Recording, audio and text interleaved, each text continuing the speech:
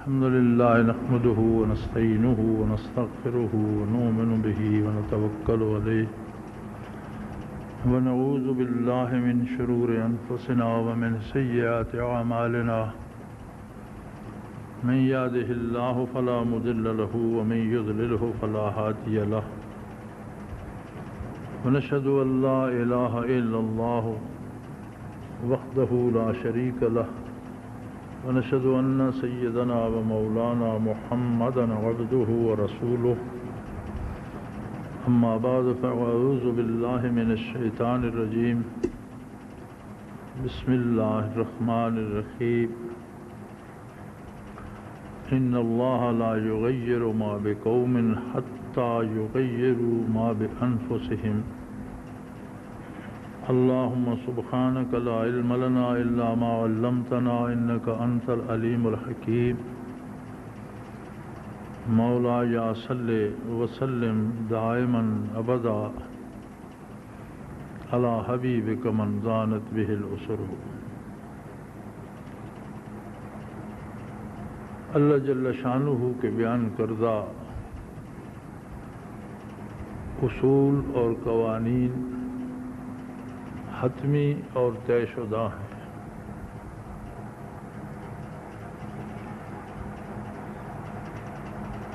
اور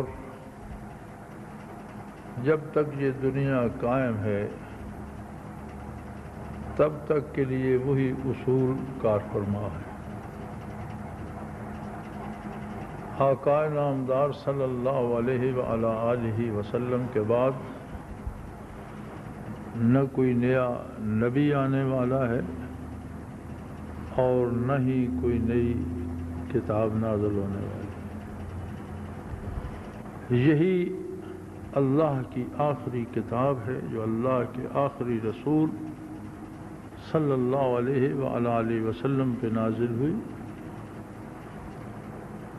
اور اس کے بنائے ہوئے اصول ایسی حقیقتیں ہیں جن سے عقل انسانی انکار نہیں کر سکتی۔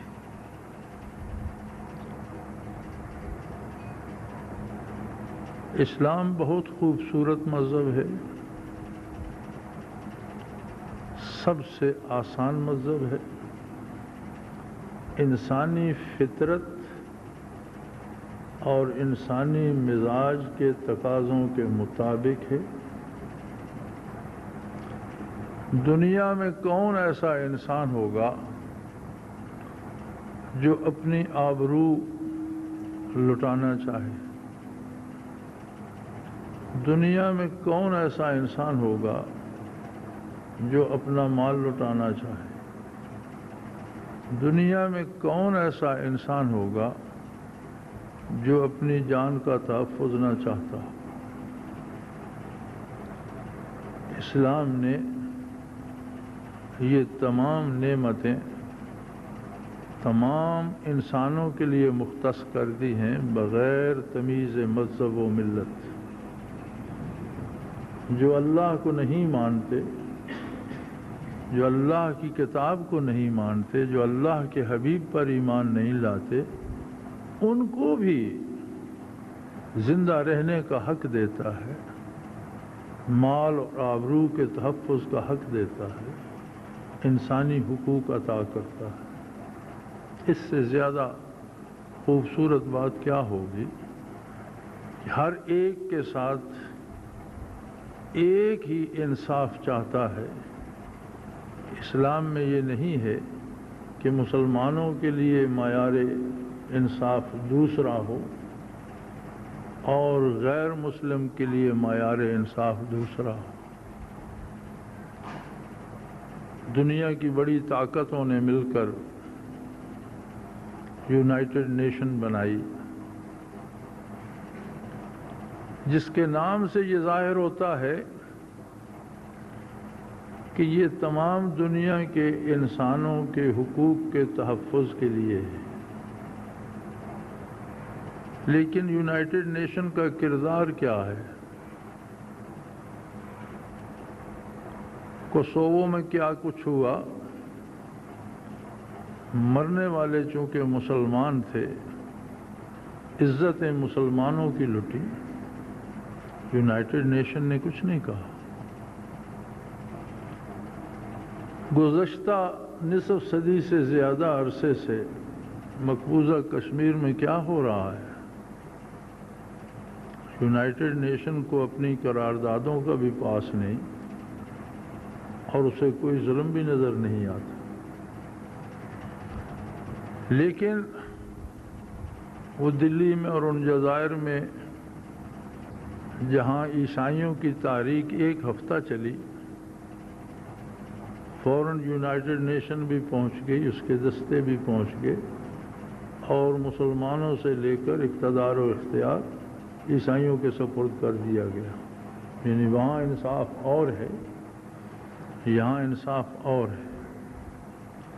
دنیا بھر کی قوموں کا اقوام متحدہ یوگنڈا سے ایدی امین کو ہٹا کر عیسائی کو ریاست کا سربراہ بنانے میں تو کوئی دیر نہیں کرتا، لیکن الجزائر میں جہاں علماء اور نیک لوگ مروجہ طریقے سے، مغرب کے بنائے ہوئے مروجہ طریقے سے، جسے مغرب جمہوریت کہتا ہے، اس طریقے سے الیکشن جیت کر آتے ہیں اور وہاں مارشل لا لگوا دیا جاتا ہے اور حکومت انہیں نہیں دی جاتی، ملک کو خانہ جنگی میں دھکیل دیا جاتا ہے۔ یہ ہے وہ انصاف جو دنیا کی ساری قومیں مل کر کر رہی ہیں۔ غیر مسلم کے لیے اور ہے، مسلمان کے لیے اور ہے، لیکن اسلام کا انصاف سب کے لیے یکساں ہے۔ اسی طرح جس طرح انصاف سب کے لیے ہے، فطرت کے اصول بھی سب کے لیے ہے اور ان میں کوئی مداخلت نہیں کر سکتا۔ کوئی یہ نہیں کر سکتا کہ انسانی بچہ آئندہ آج کے بعد سال بعد پیدا ہوا کرے گا، اور کوئی یہ نہیں کر سکتا کہ آج کے بعد 6 مہینے بعد پیدا ہوا کرے گا۔ جو طریق فطرت نے رکھا ہے وہی ہوگا، اس میں کوئی مداخلت نہیں کر سکتا۔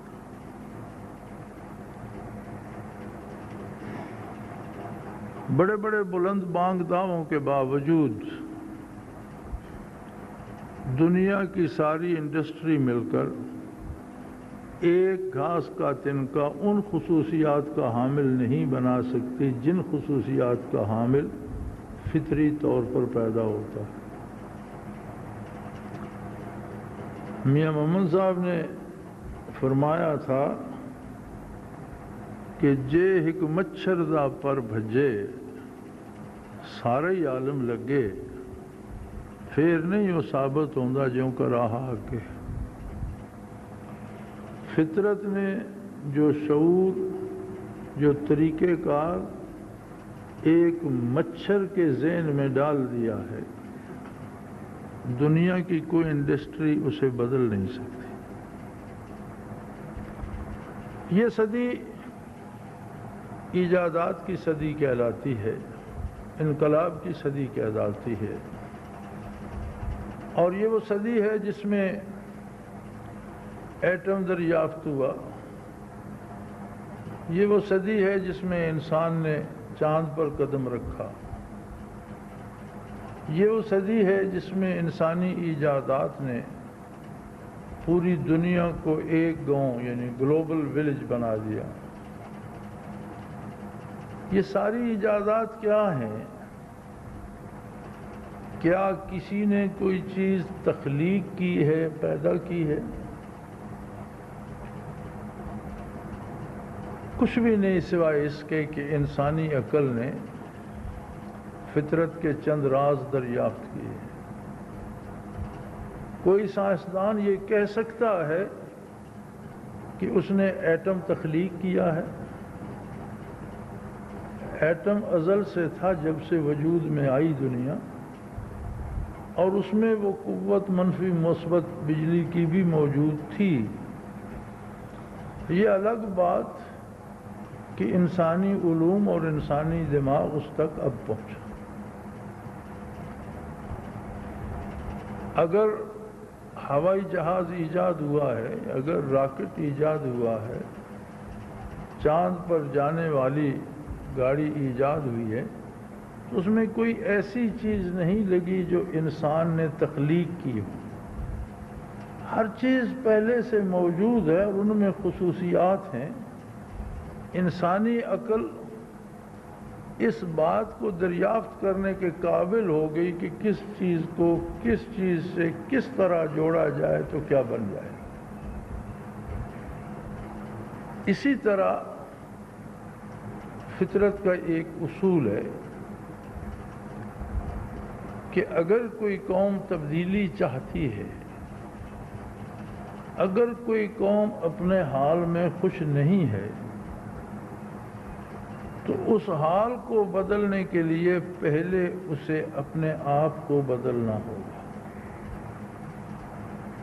یعنی جس حال میں وہ مبتلا ہے، جس حال میں وہ گرفتار ہے، یہ اس کے اپنے پیدا کردہ اپنے کردار، اپنے اعمال کا نتیجہ ہے۔ اور طے کر دیا، لفظ انا لگا کر تاکید کر دی۔ عربی میں لفظ انا جس کا ترجمہ بے شک کرتے ہیں، یہ تاکید کے لیے ہوتا ہے کہ یقیناً۔ اگر اس کا ترجمہ بے شک کی بجائے یقیناً کیا جاتا تو زیادہ موزوں رہتا۔ یقیناً اللہ کریم کسی قوم کی حالت تبدیل نہیں فرماتے جب تک وہ قوم اپنے اندر تبدیلی پیدا نہیں کرتی۔ خدا نے آج تک اس قوم کی حالت نہیں بدلی، نہ ہو جس کو خیال خود اپنی حالت کے بدلنے کا۔ اب یہ فطری اصول ہے اور بنی نوع انسان کے لیے ہے۔ مومن و کافر کی تخصیص نہیں ہے اس میں۔ جس طرح بھوک لگنا فطرت ہے، اب آپ کافر کو بھی اچھا کھانا دیں گے، اس کی صحت بنے گی، برا دیں گے بیمار ہوگا۔ مومن کو بھی اچھا کھانا دیں گے، اس کی صحت صحیح رہے گی، خراب دیں گے بیمار ہوگا۔ یہ ایک فطری اصول ہے۔ فرق کہاں پڑتا ہے کہ کافر اچھا کھانا کھا کر بھی اس رب کریم کا شکر ادا کرنے سے قاصر ہے جس نے اسے وہ نعمت دی، اور مومن اس کا شکر ادا کرتا ہے جس کا نتیجہ آخرت میں نکلے گا، لیکن دنیاوی نتیجہ دونوں کے لیے برابر ہوگا۔ ہم نے، ہمارے اجداد نے، ہمارے بزرگوں نے بڑی محنت کی، اور بر صغیر کی تاریخ میں جس دن آخری مسلمان حکمران کی حکومت ختم ہوئی اور بر صغیر تاج برطانیہ کے زیر نگیں آیا، اس دن سے لے کر بر صغیر کی آزادی تک کوئی لمحہ ایسا نہیں ہے جس میں علماء حق نے اور مجاہدین اسلام نے آزادی کے لیے اور شرعی حکومت کے قیام کے لیے، اسلامی عدل کے قیام کے لیے جانوں کی بازی نہ لگائی۔ آپ بر صغیر کی تاریخ پڑھیے، آپ شہداء کو گن نہیں سکتے۔ ہمارا نصاب ہمیں پڑھاتا ہے کہ پاکستان کے بنانے والے قائد اعظم محمد علی جناح تھے، درست، لیکن کیا آزادی کی تحریک جناح صاحب نے شروع کی تھی؟ یہ درست نہیں ہے۔ تحریک آزادی زوال سلطنت کے ساتھ ہی شروع ہو گئی تھی اور پاکستان بننے تک جاری رہی۔ ہم 100 150 200 منزلہ عمارتیں آج دیکھتے ہیں جنہیں اسکائی اسکریپر کہتے ہیں، جو آسمانوں کو چھو رہی ہیں، لیکن وہ اسکائی اسکریپر صرف ان اینٹوں، اس مثالے اور اس مٹیریل پر قائم نہیں ہے جو ہمیں نظر آتا ہے۔ یہ سارا بوجھ کچھ ایسے مٹیریل پر ہے جو ہمیں نظر نہیں آتا، جو زمین میں دفن ہو گیا۔ آج بھی اس سارے بوجھ کا حامل وہ مٹیریل ہے جو زیر زمین ہے۔ اس کو اگر نیچے سے کھسکا دیا جائے تو بڑی سے بڑی عمارت زمین بوس ہو جائے گی۔ یہ جو آزادی کی نعمت ہمیں نصیب ہوئی، اس کے پیچھے 150 سال کی مستقل اور لمبی تاریخ ہے، جس میں بے شمار شہداء کا خون اور ان کی جانیں شامل ہیں، جنہیں ہم نہیں جانتے، ہماری تاریخ نہیں جانتی، لیکن آزادی کی عمارت انہی بنیادوں پہ کھڑی ہے۔ جتنا ہم اس بنیاد سے کھسکتے ہیں، وہ بنیاد تھی دین حق کی حکمرانی کے لیے، وہ بنیاد تھی اللہ کی حکمرانی قائم کرنے کے لیے، وہ بنیاد تھی اسلام کو نافذ کرنے کے لیے۔ گزشتہ 53-54 سالوں میں ہم اس پیسہ مینار کی طرح اس بنیاد سے کھسکتے رہے۔ جتنے ہم بنیاد سے کھسکے اتنا ہمیں جھکنا پڑا۔ آج ہماری حیثیت اس عمارت کی ہے جسے مانگے تانگے کی لکڑیوں اور مانگے تانگے کی چیز سے سپورٹیں اور ٹیکیں دے کر کھڑا رکھا جاتا ہے۔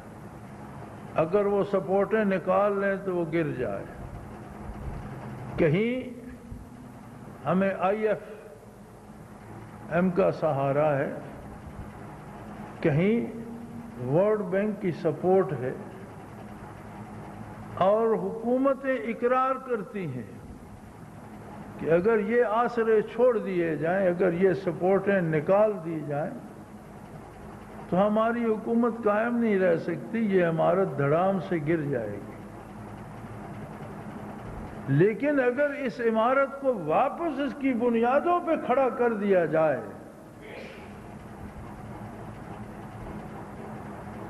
تو فطری قانون کے مطابق اسے نہ IMF کی ضرورت ہے، نہ ورلڈ بینک کی ضرورت ہے، نہ کسی سے خیرات مانگنے کی ضرورت ہے، نہ کسی سے ادھار مانگنے کی ضرورت ہے، بلکہ پھر جب یہ اقوام عالم سے بات کرے گی تو برابری کی سطح پر بات کرے گی، لین دین کی بات کرے گی، اشیاء کے تبادلے کی بات کرے گی، خیرات کی بات نہیں کرے گی۔ اور یہ یاد رکھ لیجئے کہ جب تک ہم قومی اعتبار سے، سیاسی اعتبار سے، ملکی اعتبار سے واپس اسی بنیاد پر نہیں آ جاتے جس بنیاد پر پاکستان کی عمارت کھڑی کی گئی، ہم کبھی فخر سے سر بلند کر کے زمین پر نہیں چل سکتے۔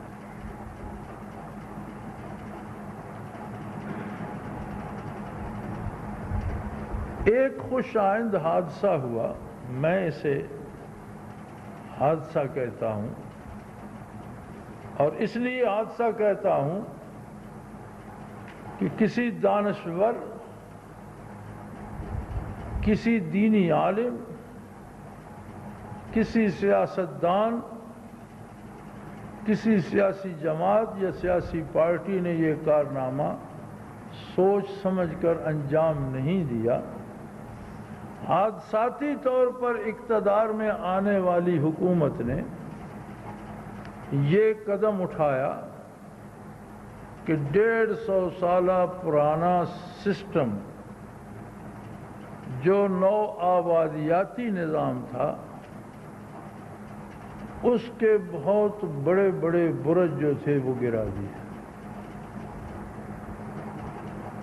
نو آبادیاتی نظام چوکیدار سے شروع ہوتا تھا، نمبردار، ذیلدار، علاقہ دار، پھر تحصیلدار، پھر ڈپٹی کمشنر تک پہنچتا تھا، اور ڈپٹی کمشنر حکومت کا نمائندہ ہوتا تھا۔ اس طرح سے ہر فرد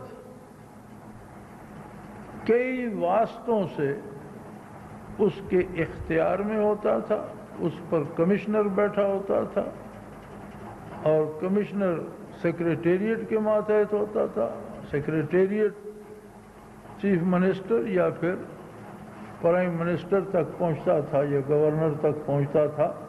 تو یہ ایک ایسا نظام بنا ہوا تھا جس میں ہر آدمی غلام تھا۔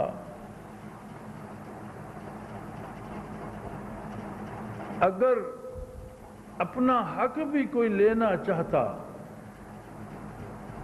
تو درخواست گزار ہوتا، اور نیچے وہ لکھا کرتا تھا یور موسٹ اوبیڈینٹ سرونٹ۔ درخواست کے نیچے کیا ہوتا تھا؟ آپ کا بہت ہی تابع دار غلام، مخلوق اللہ کی، امت محمد الرسول اللہ کی، اور غلام حکمرانوں کی۔ فدوی درخواست گزار ہے۔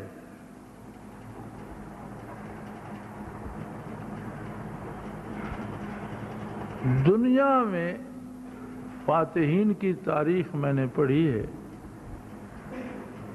اور ایک جگہ فاتحین عالم کے نام جمع کر دیے گئے ہیں، غالباً 20 سے زیادہ اور 30 سے کم نام ایسے ہیں معلوم انسانی تاریخ میں جنہوں نے عالمی فتوحات میں اپنے ریکارڈ قائم کیے۔ اس فہرست پہ نظر ڈالیے تو سب سے بڑا فاتح جو گزرا ہے، سب سے بڑا فاتح جو اس تاریخ میں گزرا ہے، اس میں 7 لاکھ مربع میل تک علاقہ آتا ہے کہ اس بندے نے 7 لاکھ مربع میل علاقہ فتح کیا۔ باقی اس سے کم ہے، 6 لاکھ، 5 لاکھ، 1.5 لاکھ، 1,50,000۔ آخری جو ہے وہ 7 لاکھ۔ ایک نام اس میں ایسا بھی ہے، اکیلا سیدنا فاروق اعظم رضی اللہ تعالی عنہ، جن کے 10 سالہ عہد حکومت میں 26 لاکھ مربع میل علاقہ فتح۔ کتنا فاصلہ ہے۔ اسلام جو حق دیتا ہے اس میں فدوی اور آپ کا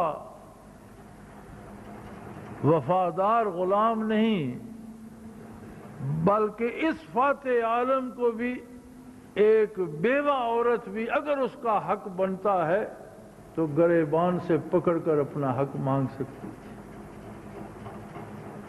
مخلوق اللہ کی ہے، اور کسی کو یہ درخواست نہیں لکھنا پڑتی تھی کہ فدوی درخواست گزار ہے اور آپ کا ادنا خادم نہیں، بلکہ وہ گریبان پکڑتے تھے کہ یہ میرا حق ہے اور مجھے دیا جائے۔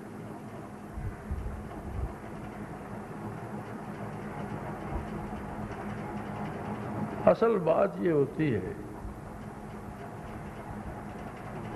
کہ بڑا شور ہے پرندوں کی دنیا میں شاہینوں کا۔ علامہ مرحوم نے بھی کہا پرواز ہے دونوں کی اسی ایک فضا میں،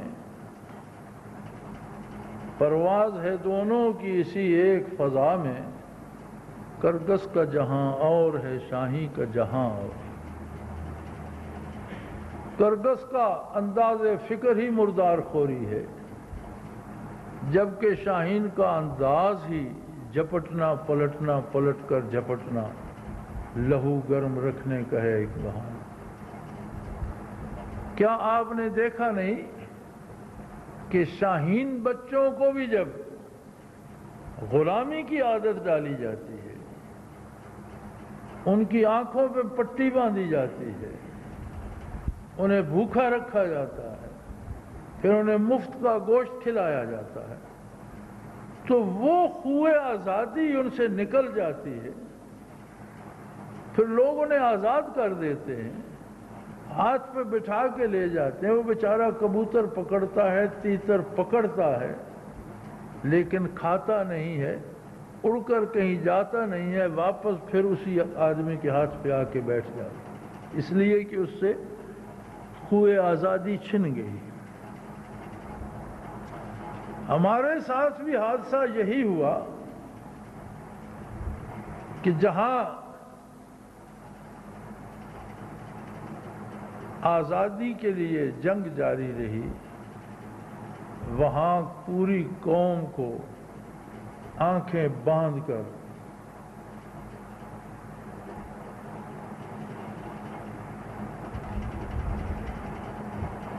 اور دنیا سے الگ کر کے غلامی کا خوگر کر دیا گیا۔ آزادی تو مل گئی الحمدللہ، اور ان قربانیوں کے صدقے ملی،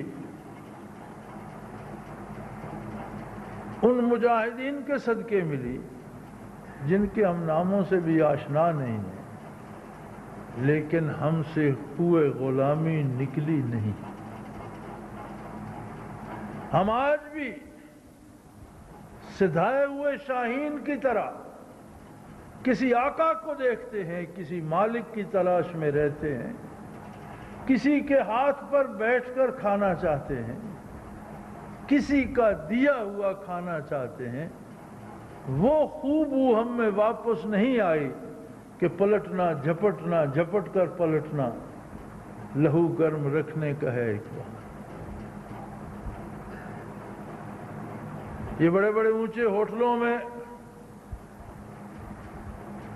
گلے میں پٹا ڈال کر غلامی کے نشان سجا کر بڑے لذیذ کھانے جو ہم کھاتے ہیں، ان کی نسبت وہ کسان جو پھٹے کپڑوں میں روکھی روٹی ایک پیاز کے ساتھ ہری مرچ کے ساتھ کسی درخت کے نیچے بیٹھ کر کھا رہا ہوتا ہے، اس کی لذت سے ہم پل کانٹیننٹل میں کھانے والے آشنا نہیں ہو سکتے۔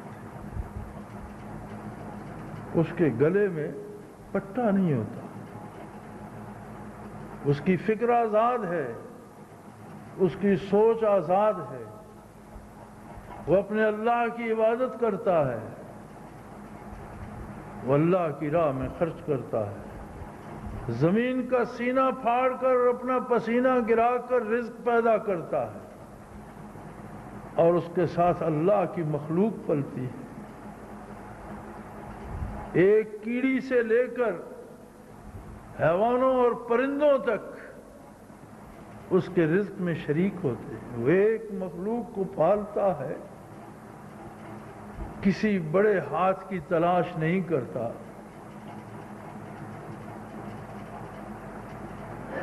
کسی لذیذ کھانے پہ مرتا نہیں ہے، کسی اونچے ہوٹل کی اڑان کا سوچتا نہیں ہے۔ منرل واٹر کی جگہ جوہروں کا گدلا پانی پی کر صحت مند رہتا ہے، اور پل کانٹیننٹل میں منرل واٹر پینے والوں کو کینسر ہوتا ہے۔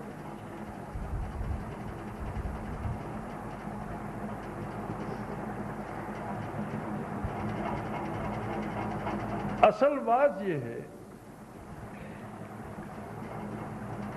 کہ جس طرح یہ حکومت حادثاتی طور پر وجود میں آئی، اس نے ایک اور حادثہ کر دکھایا، اور اس نے ایسی لاٹھی چلائی جسے اگر اندھے کی لاٹھی کہا جائے تو بے جا نہ ہوگا، لیکن اس کا فائدہ یہ ہوا کہ وہ 150 سالہ نو آبادیاتی نظام جو تھا اس کے بڑے بڑے برج گر گئے، اور اس کا ایک خوبصورت پہلو یہ بنا کہ ضلع میں ڈپٹی کمشنر کی بجائے ضلع کے رہنے والے لوگوں کا نمائندہ ایک آدمی آ گیا۔ چل رہا ہے جھگڑا،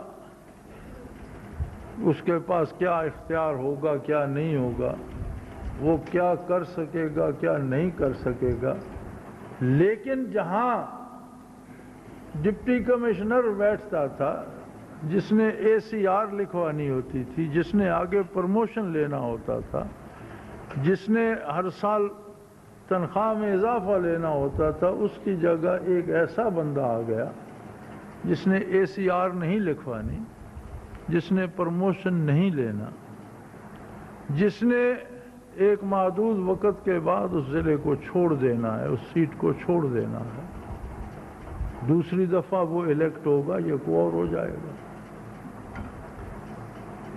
اس حادثے نے ایک موقع پیدا کر دیا کہ اگر ہم میں آزادی کی آرزو زندہ ہو جائے، ہم آزادی کی لذت سے آشنا ہو جائیں، تو اگر ضلعی ناظم کچھ کر نہیں سکتا تو ضلع کے افسروں کو منمانی کرنے بھی نہیں دیتا۔ اے کاش اس سنہری موقع سے یہ قوم فائدہ اٹھائے، کاش ہمارے ناظم اپنی قوم کے وکیل بن جائیں، مظلوموں، بے بسوں اور بے کسوں کی بات وہاں پہنچانے کا سبب بن جائیں، لوگوں کی محرومیوں کا سدِ باب کر سکے اور انسانی حقوق کا تحفظ کر سکیں۔ کاش ہمارے ضلعی ناظم اتنے وسیع ظرف ہوں کہ جس اسلام نے کافر کے حقوق کے تحفظ کا حکم دیا ہے، وہ اس مسلمان کے حقوق کا تحفظ کا حکم نہیں دے گا جس نے آپ کو ووٹ نہیں دیا۔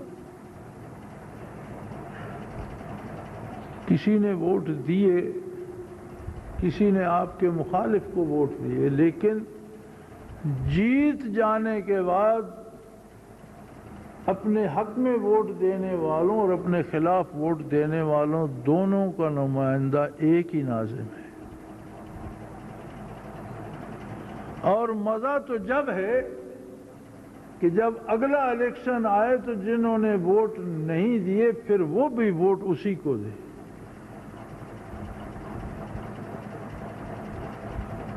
اور وہ تب دیں گے جب ان کے حقوق کا تحفظ کیا جائے گا، جب ان کی فریاد سنی جائے گی، جب انہیں عدل میسر ہوگا۔ اور میری دعا ہے کہ اللہ اس قوم کو آزادی کی لذت سے آشنا کر دے، اور عام آدمی بھی محض اپنی ذات کے لیے، اپنے مفادات کے لیے نہیں بلکہ عوامی مفادات کے لیے ان پر دباؤ ڈالے۔ ایسے امور میں کوشش کی جائے جس میں سب کا بھلا ہو، سب کی بہتری ہو۔ ہمارے بچے تعلیم سے محروم ہیں۔ اسلامی ریاست میں تعلیم کی اہمیت یہ ہے کہ نبی اکرم صلی اللہ علیہ وآلہ وسلم نے بدر میں قید ہونے والے مشرکین مکہ میں سے جن کے پاس پیسے نہیں تھے ان کا فدیہ یہ مقرر کر دیا تھا کہ مدینے کے کچھ بچوں کو پڑھنا لکھنا سکھا دو، یہی تمہارا فدیہ ہے، تم آزاد ہو۔ مکے کے کافروں نے کیا قرآن حدیث سکھانا تھا؟ زمانہ اطہر میں مغربی دنیا انسانی دنیا نہیں تھی، بلکہ تاریخ اسے مغرب کے ڈارک ایجز سے تعبیر کرتی ہے، تاریک ادوار سے تعبیر کرتی ہے۔ برطانوی اور یورپین لوگ غاروں میں رہتے تھے، اور امریکہ کو دا وائلڈ ویسٹ کہا جاتا تھا، 2 دفعہ وحشی مغرب۔ مورخ اسے مغرب کی ڈارک ایجز سے تعبیر کرتا ہے، مغرب کے تاریک ترین ادوار۔ مشرق اس وقت بیدار تھا۔ برِ صغیر، افغانستان، وسط ایشیا اور سب سے دور چین، بری راستوں سے بحری راستوں سے ان کی تجارت ہوتی تھی، اور شرق اوسط تجارت کا مرکز تھی۔ چین تک کے قافلے عہد نبوی میں بھی اور ہندوستان تک کے قافلے وہاں پہنچتے تھے، اور وہاں سے لوگ تجارت کے لیے ان ملکوں کو آتے تھے۔ اور اس زمانے میں دور ترین ملک جو تھا وہ چین تھا۔ نبی علیہ الصلوۃ والسلام نے فرمایا اطلبوا العلم ولو کان بالصین، او کما قال رسول اللہ صلی اللہ علیہ وسلم، کہ علم حاصل کرو خواہ اس کے لیے تمہیں چین جانا پڑے۔ کیا چین میں قرآن و حدیث پڑھایا جاتا تھا؟ یہی دنیاوی علوم، یہی علوم جو دریافت مسلمانوں نے کیے اور مزید تحقیق کر کے ان سے فائدہ مغرب اٹھا رہا ہے۔ اور بڑے ستم کی بات یہ ہے کہ مسلمانوں کی ایجادات پہ مزید تحقیق کر کے انہیں اپنے نام سے منسوب کر دیا گیا۔ آج ہمیں کوئی مسلمان موجد نظر نہیں آتا تاریخ میں، حالانکہ تمام ایجادات، بحری بیڑے، بحری جہاز، ہوائی جہاز کا تصور، ہوائی جہاز پہ ریسرچ، بارود، اسلحے کی ساخت، انداز، توپیں، بندوقیں، یہ سب مسلمانوں کی ایجاد تھی۔ مغرب نے اس پر تحقیق کی، جبکہ ہم شاہین بچے تھے، لیکن ہماری آنکھوں پہ ٹوپی پہنا کر ہمیں اپنے ہاتھ پر بٹھا کر اس نے اپنے ہاتھ سے کھلایا، اور آج تک ہم یہی تلاش کرتے ہیں کہ ہمیں وہاں سے کچھ کھانے کو مل جائے، اس لیے کہ ہم اس بلند پروازی سے، آزادی پرواز سے، آزادی خیال سے، آزادی رائے سے، آزادی کار سے اور اس کی لذت سے آشنا ہی نہیں ہو سکتے۔ قوم کو بھی چاہیے ہمیں بھی چاہیے کہ اس موقع سے فائدہ اٹھائیں۔ میں نہیں سمجھتا کہ بنانے والوں نے یہ نظام جو توڑا ہے اور جسے ابھی وہ بنا نہیں سکے اور نہ جانے کیا بنے گا، یہ ایک حادثہ ہے، بالکل ایسا ہی حادثہ جس حادثے میں یہ حکومت جس طرح برسر اقتدار آئی، ایک اور حادثہ ہو گیا کہ اگلا نظام پاش ہو گیا۔ اور یہ اتنا بڑا کام ہے کہ 54 سال میں نہ سیاسی حکومتیں کر سکی، نہ پہلی فوجی حکومتیں کر سکی۔ لیکن اب اس میں کامیاب ہونا یہ عام آدمی کی ذمہ داری ہے، یہ ان لوگوں کی ذمہ داری ہے جو ضلعی ناظم تک پہنچے، تحصیل ناظم تک پہنچے۔ اے کاش ہم کچھ نہ کر سکیں، اپنے بچوں کو آزادی سے تعلیم ہی دلا سکیں۔ اے کاش ہمارا نظام تعلیم ہی بدل جائے۔ جاپان جب سرنڈر کر رہا تھا، امریکن جنرل جب شاہی محل میں گیا، وہ اکیلا تھا اور بادشاہ کے ساتھ ایک خادم تھا جس نے بادشاہ کے لیے کرسی درست کی، اور شہنشاہ جاپان نے یہ شرط رکھی کہ ہم ہتھیار ڈالنے کو تیار ہیں، لیکن ہماری ایک شرط ہے، اگر ہماری یہ شرط نہ مانی گئی تو ہم آخری جاپانی تک لڑیں گے، خواہ سارا ملک تباہ ہو جائے۔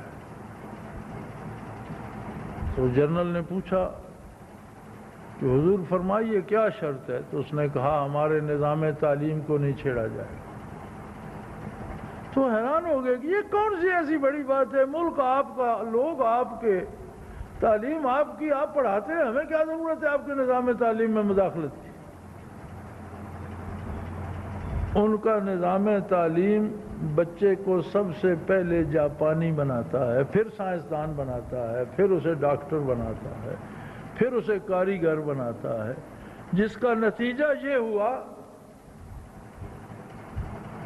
کہ لڑائی کے 25 برسوں بعد جاپانی قوم نے امریکہ کو امریکہ کی اپنی مارکیٹ میں شکست دے دی،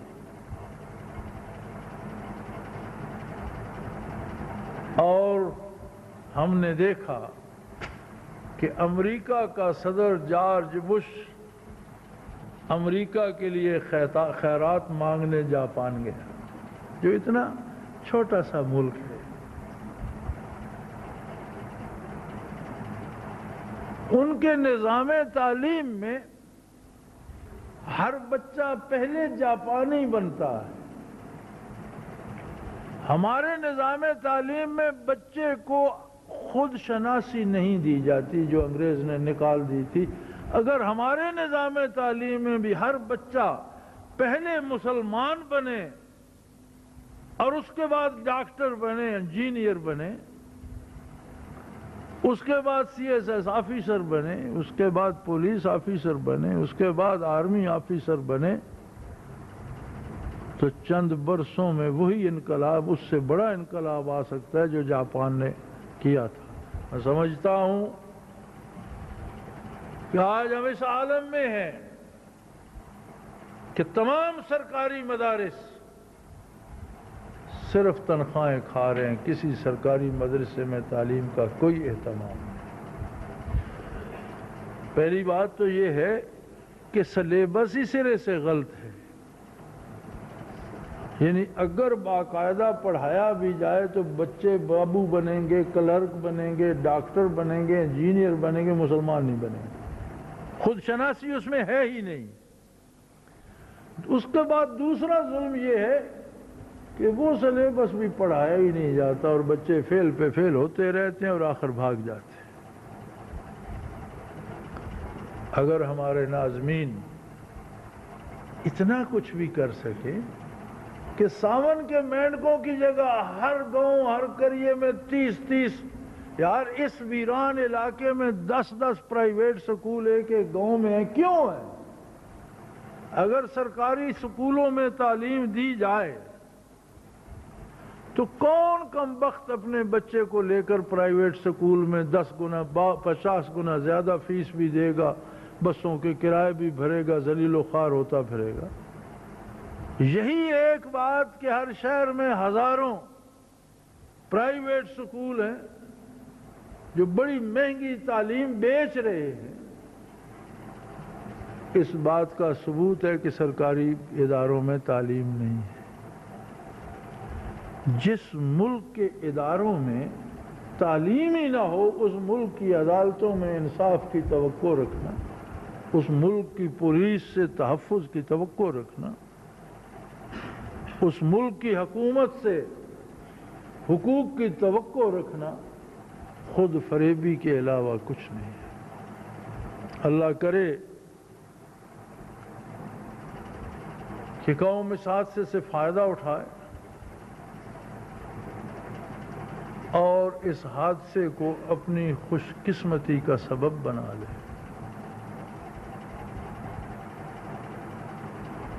لوگ اپنے لیے جیتے ہیں، مسلمان دوسروں کے لیے جیتا ہے۔ کفر میں اور اسلام میں یہی فرق ہے۔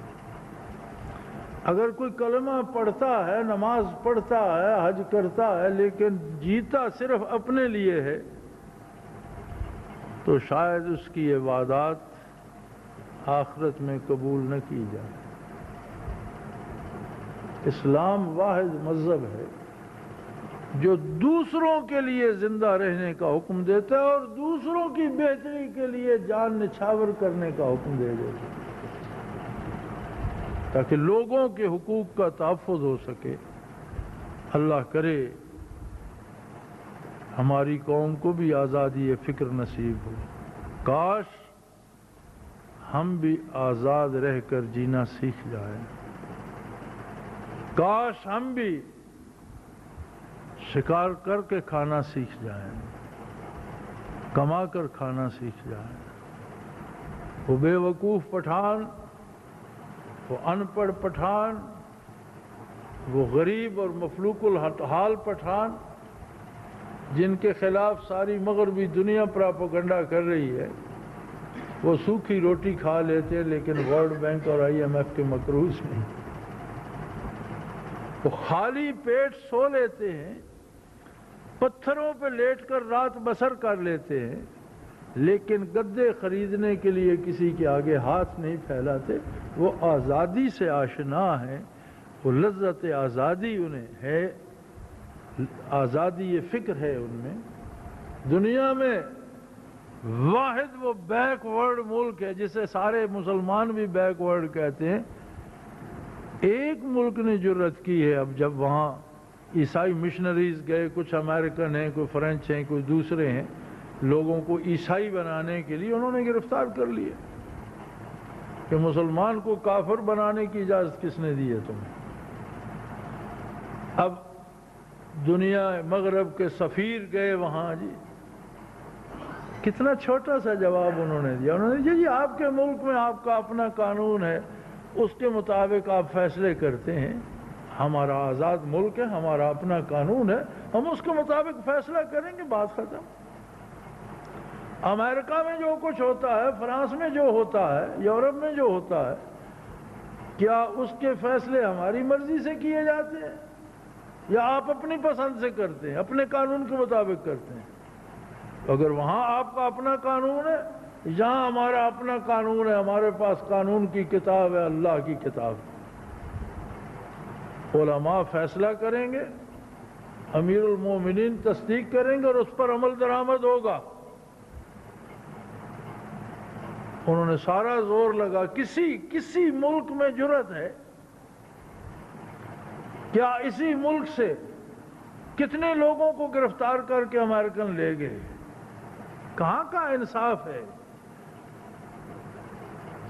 کہ یہاں کا بندہ پکڑ کر اس کا انصاف امریکہ میں کیا جائے؟ کیا یہاں عدالتیں نہیں ہیں، یہاں قانون نہیں ہے؟ اگر یہاں کا بندہ جرم کرتا ہے تو اس کا انصاف یہاں ہونا چاہیے. کون سا ہمارے کن گرفتار ہو کر یا گرفتار کر کے ہم یہاں لا سکتے ہیں؟ صرف افغان ایک قوم ہے جنہوں نے ثابت کر دیا کہ ہم اپنے فیصلے، ہم آزاد ملک ہیں اور ہمارے ملک میں جو ہوگا اس کا فیصلہ ہمارے قانون کے مطابق ہوگا، اور ہمارا قانون اللہ کی کتاب ہے. ہمارا کونسلیٹ مجھے بتا رہا تھا کہ میں گورنر ہرات کے پاس بیٹھا تھا، اس کا ایک دوست آ گیا، اس کا کلاس فیلو تھا، ہم جماعت تھا. اس نے کعوہ منگوایا، آنے کی وجہ پوچھی. اس نے کہا میرا ایک عزیز ہے، برخوردار ہے، تو قتل میں اسے سزائے موت سنا دی گئی ہے، آپ کے پاس اس کی اپیل ہے، تو عذرائے کرم کوئی اس کے ساتھ نرمی کر دیں. اس نے کہا یہ کون سی بڑی بات ہے، اس کے لیے تم یہاں آئے؟ یہ تو آسان سی بات ہے، چائے پیو، اس کا بھی کر لیتے ہیں. کعوہ پی چکنے کے بعد اس نے وہ اپنے چپڑاسی یا خادم سے، کلرک سے، سیکرٹری سے کہا کہ ان کے مقدمے کی فائل لے آؤ. آئی ہے اپیل؟ جی آئی ہے. وہ لے آؤ. لے آیا. اس نے کہا قرآن حکیم اتارو الماری سے. اس نے کہا میرے بھائی یہ فائل اور یہ قانون کی کتاب، تم قانون کی کتاب میں سے جو فیصلہ اس کے حق میں نرم ترین ہو سکتا ہے وہ لکھ دو، میں اس پہ دستخط کر دیتا ہوں. اور میں تم سے یہ امید نہیں رکھتا کہ تم مجھے کہو گے کہ میں اللہ کا قرآن چھوڑ دوں اور کسی اور کی رائے پر فیصلہ کروں. میں سمجھتا ہوں اتنے گرے ہوئے تم نہیں ہو.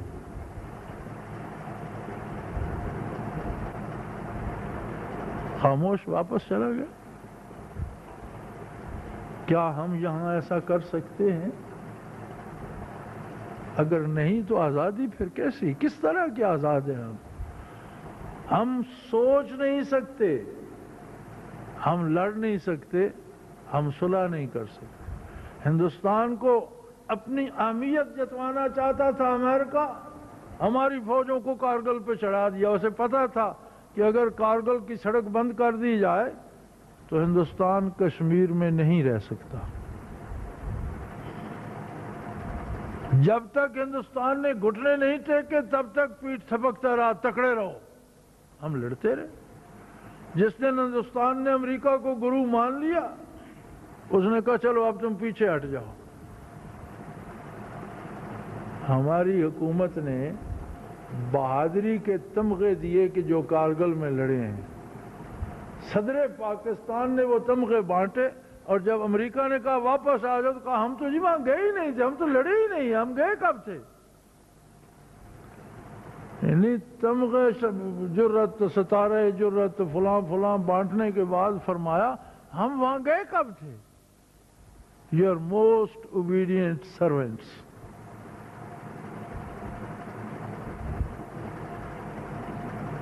اللہ اس قوم کو آزادی فکر کی لذت سے آشنا کرے،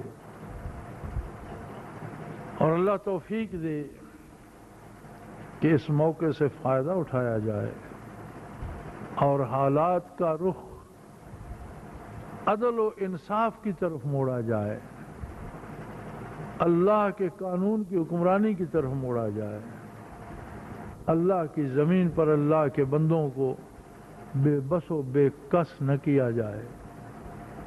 ایک ایک لمحے کا حساب ہوگا اور ہر ذمہ دار اپنی ذمہ داری کا حساب دے گا.